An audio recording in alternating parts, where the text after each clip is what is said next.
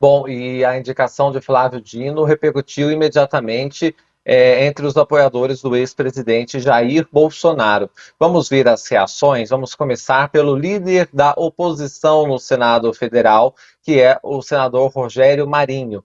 Olha o que ele escreve nas redes sociais. A indicação de Flávio Dino para o Supremo Tribunal Federal é um ato de jogar lenha na fogueira. Embora a indicação de um ministro à Suprema Corte seja uma prerrogativa do presidente da República, o nome indicado não representa a imparcialidade necessária para uma instituição que deve ser o bastião da justiça e Constituição.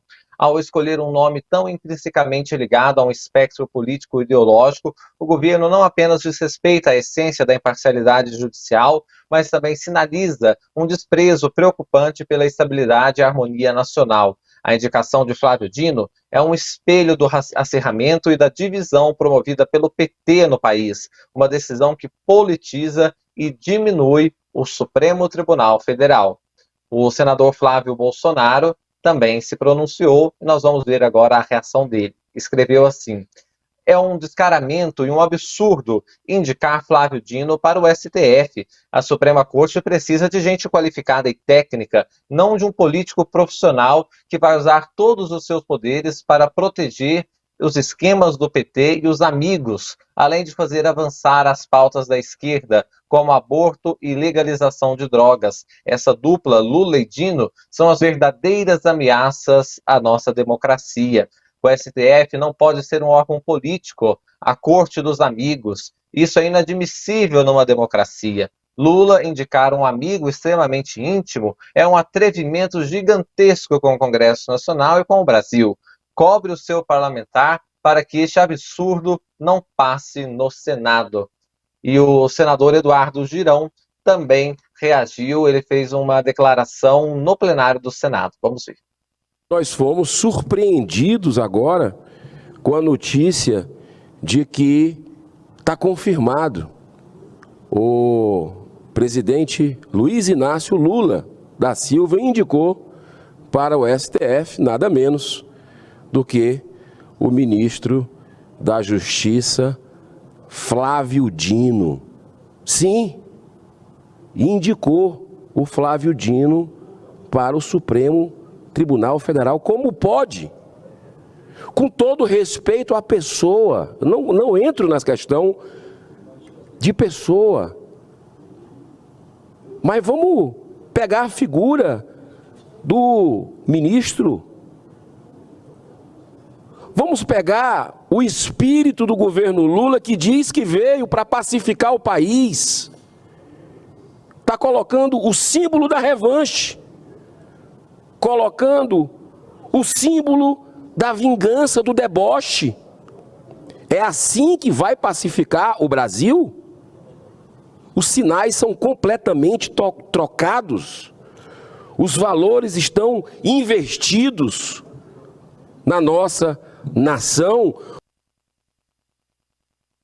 Como é que você vê esses adjetivos aí, símbolo da revanche, do deboche, etc. Como então você acompanhou essas reações dos bolsonaristas? Olha, Afonso, previsíveis e contraditórias, né? Porque vamos olhar aqui o que disse o Rogério Marinho, né? O Rogério Marinho foi até um pouco melhor do que o Girão e do que o Flávio, né? Porque o Flávio Bolsonaro disse que desqualificou tecnicamente o Dino.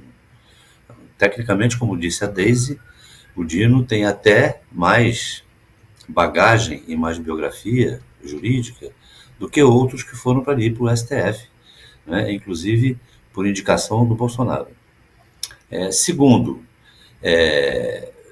o Girão fala que trouxe o ministro da Justiça, uma figura polêmica, etc. Não estou falando da pessoa e tal. Porém, o André Mendonça era ministro da Justiça de Bolsonaro também. E foi uma indicação pessoal, marcada por uma questão de identidade ideológica, né? E mais que isso, conservadora e sinalizando também para a questão que é sempre polêmica, ou melhor, polemizada, que para mim não tem nada de polêmico, né? Do Estado, aquilo que investe contra o Estado laico, que é a questão religiosa. Esses foram os critérios do Bolsonaro para indicar o seu ministro da Justiça para o STF. Né? E o Rogério Marinho coloca ali o Dino como o inimigo número um, o cara que vai incendiar o país, etc. Mas está cumprindo o seu papel, porque, volto a dizer, as indicações anteriores do Bolsonaro também foram pelos mesmos critérios. Né? Quanto ao Girão, de dizer que o Lula prometeu trabalhar pela pacificação do país, etc., bem, não temos visto isso por parte do bolsonarismo. Né? A PEC que foi aprovada lá no Senado é uma PEC revanchista, sem nenhuma dúvida. Não pelo seu conteúdo, porque aquilo que eles aprovaram, o STF já tinha se antecipado e adotado, por saber que aquilo, em algum momento, seria trazido à tona. Não é? A questão do voto monocrático, isso tudo já está superada.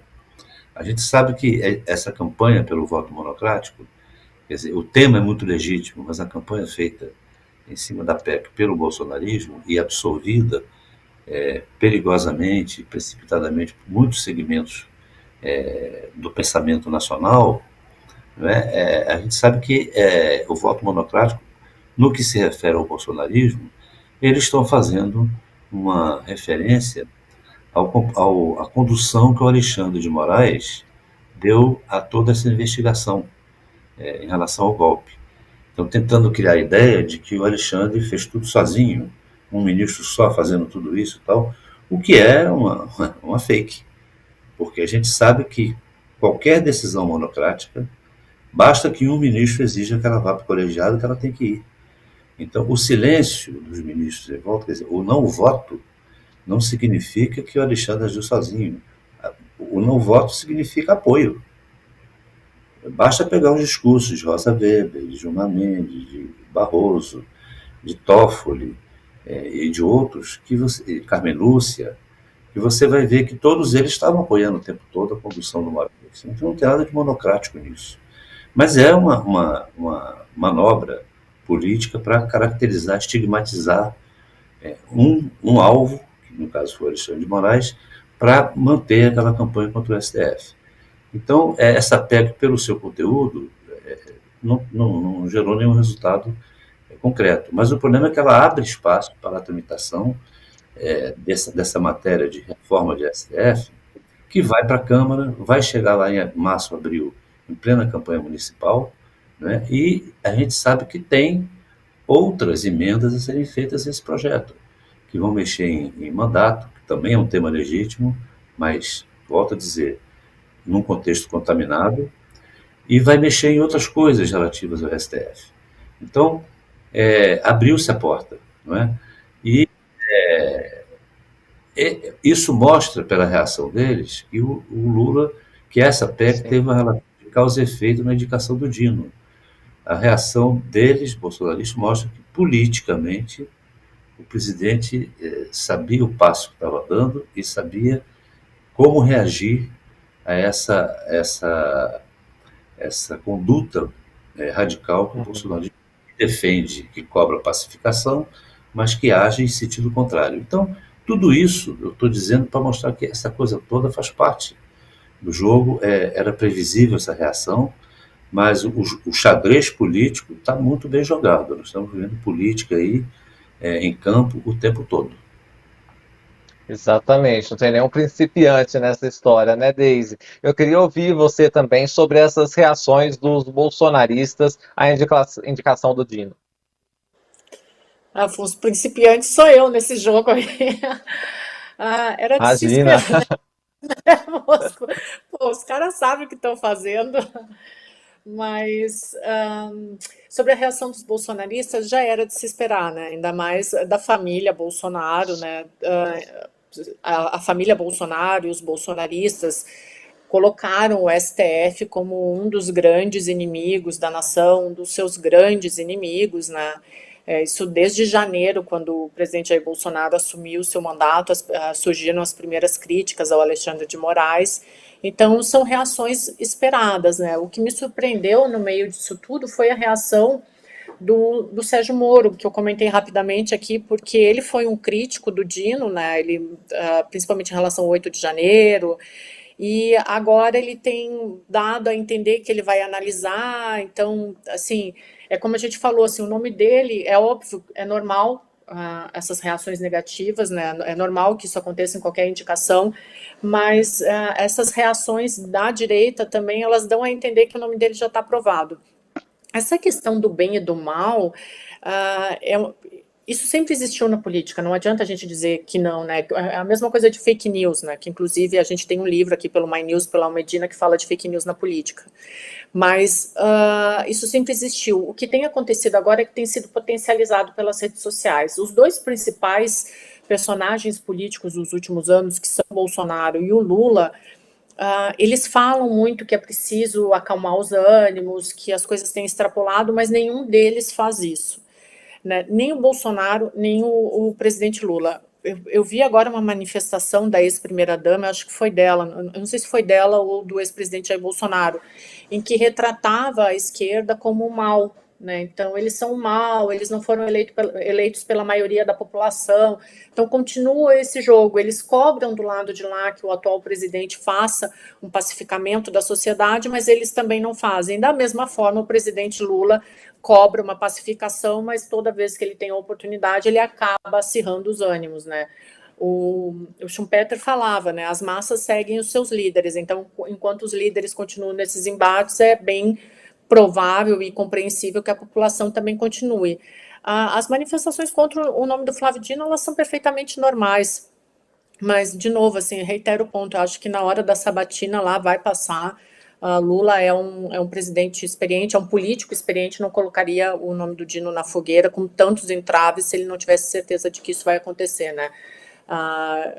Desde a abertura democrática a gente não teve uma reprovação, não acredito que vai ser agora, ainda mais com um personagem político tão forte quanto é o Flávio Dino também, né? Então, acho que está tudo tranquilo para o Dino. Deve ser uma sabatina longa, mas deve ser aprovado.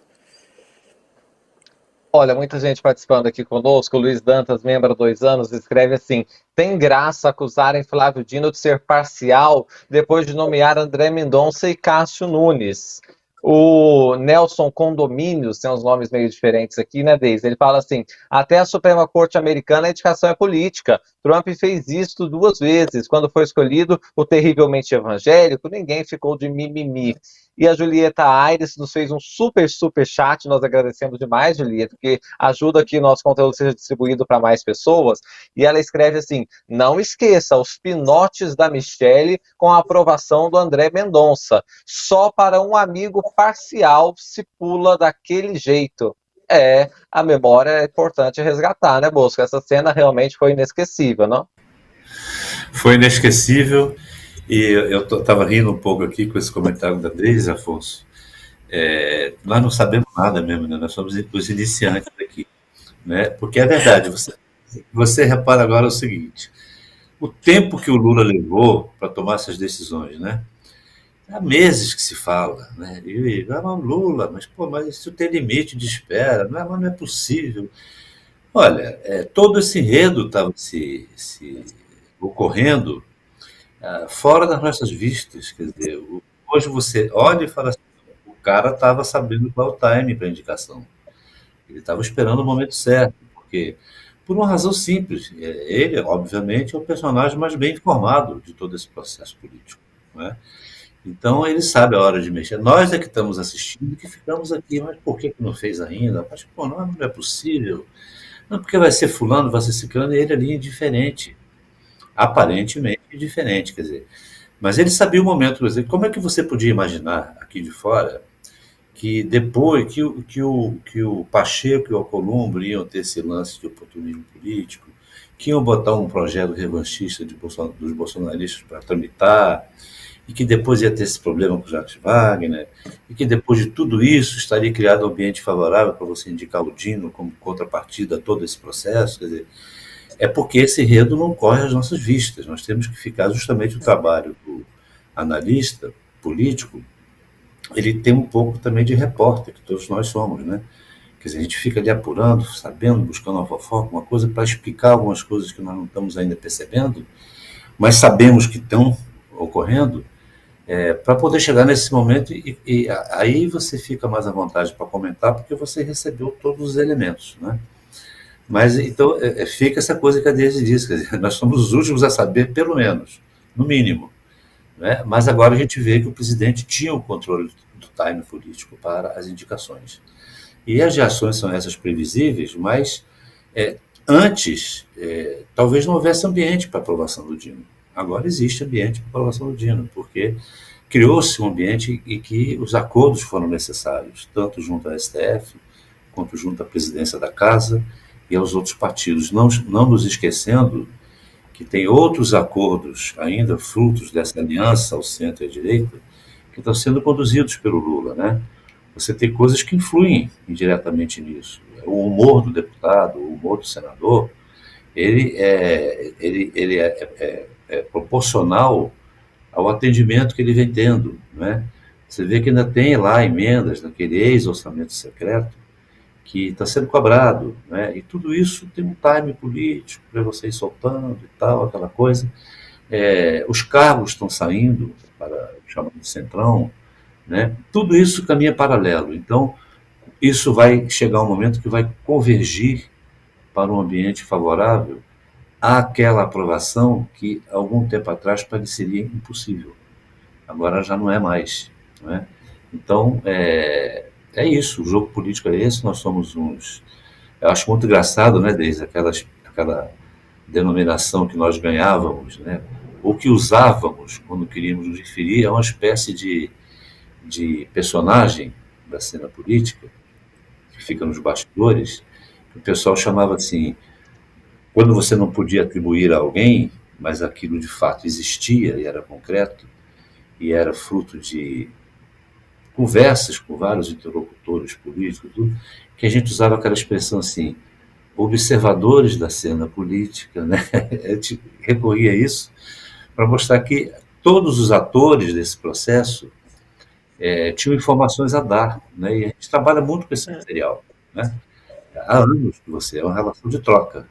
Então nós estamos agora vendo um momento típico da política que o que eu saúdo disso tudo é que há bem pouco tempo, que recentemente, isso tinha desaparecido do processo político, da rotina política, né? Agora você voltou a ter política. Então, nós estamos aqui discutindo o quê? Política, por que o cara fez isso, por que fez aquilo, como é que vai ser a reação, qual é o jogo que tem ali. Isso tinha desaparecido, e isso voltou, graças a Deus, porque é um resgate de um negócio importante, que é fazer política. Você pode discordar, pode bater, pode fazer aquilo, mas ao fazer isso, você já está dentro de um debate político, de um processo de análise política, né? Ainda bem. Você, Deise. Eu acho que nos últimos 4 anos, o Bosco tocou num ponto interessante, a gente ficou muito numa guerra cultural, né? Então a gente repercutia muito as frases de efeito, o que era dito, o que não era dito, e agora a gente está falando mesmo de bastidor político, né? De análise política, do jogo do poder, do jogo de cartas do poder, né? Essa indicação do Dino, ela é um dos maiores exemplos, as próprias negociações que se dão em torno de cargos, né? Sejam elas positivas ou não, a gente tem voltado a questionar muito, que era uma coisa que não se falava tanto, mas o presidencialismo de coalizão, o papel dos ministérios, a balança dos poderes, né? Se falou tanto nos freios e contrapesos, então como que está essa balança dos poderes, né? As indicações para o STF, e eu acho que tem um ponto fundamental, a gente tem se feito muita crítica em relação ao nome do Dino, mas no governo passado, o terrivelmente evangélico, né? Então, às vezes me parece que quando a família do ex-presidente faz esse tipo de crítica, mas é uma indicação política, é um amigo pessoal, se esquece um pouco do passado, né? Se esquece o que aconteceu, né? Como foi feito o governo passado, porque não foram só flores. E ainda teve uma indicação política com a mistura religiosa, né? Então a gente não pode esquecer isso, não pode cegar para esse tipo de coisa, né? Ok, o nome do Flávio Dino é um nome controverso sobre diversos aspectos, mas eu ainda acho que no meio de tudo isso, ele tem um conhecimento jurídico. Eu espero que volte-se no futuro a fazer uma análise mais fria, mas eu acho que também isso tem um ponto que eu estava lendo os jornais hoje de manhã, estava pensando nisso. Tem um ponto que é a questão da moralidade política e do nosso próprio sistema, que tem se tornado um pouco mais frágil, porque por que os presidentes acabam escolhendo amigos ou pessoas que eles saibam que não os vão trair? Porque a gente tem banalizado certos processos democráticos, por exemplo, o impeachment. Então, a gente tem uma abertura democrática que vem de 85 para cá, e durante esse período, 2 presidentes foram impeachados. Isso é uma ruptura muito grande na democracia, fora todos os outros que foram ameaçados ou foram presos. Existe uma caça às bruxas ao presidente.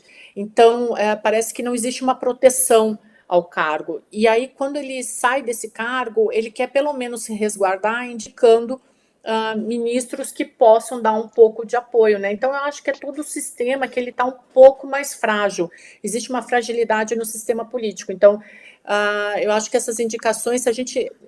O Maquiavel falava isso, né? A política é o que é, não o que a gente gostaria que fosse. É óbvio que no mundo ideal, a indicação para o STF, ela não seria nem pessoal, né? E teria a moralidade, mas do jeito que o sistema tem mudado e tem se recondicionado, fica praticamente possível. Ou mudamos todos, ou fazemos uma renovação no Congresso, ou rediscutimos o nosso sistema político e ou fortalecemos novamente, ou a política é o que é. É isso que a gente vai ver de hoje em diante. Ainda bem, no meio disso tudo, que o Dino sabe o que faz, é um excelente jurista, então agora é esperar que seja feito melhor. Agora, dizer que só esse governo fez uma indicação política é ignorar todo o passado, né?